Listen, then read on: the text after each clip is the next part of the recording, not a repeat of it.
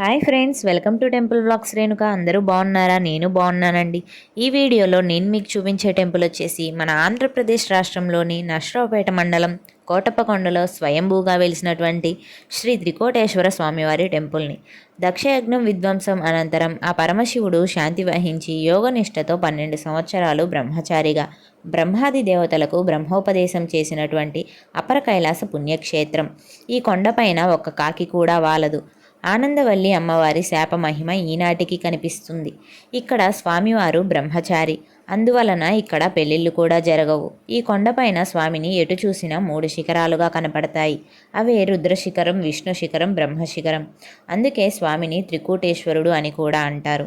ఈ కోటప్ప కొండ పూర్తి చరిత్ర గురించి మన ఛానల్లో ఫుల్ వీడియో ఉంది, వెంటనే చూసేయండి. ఇలాంటి మరెన్నో టెంపుల్ వ్లాగ్స్ కోసం వెంటనే మన ఛానల్ని సబ్స్క్రైబ్ చేసుకోండి. ఈ వీడియో నచ్చితే లైక్ చేసి, షేర్ చేసి, కామెంట్ చేయండి ఫ్రెండ్స్.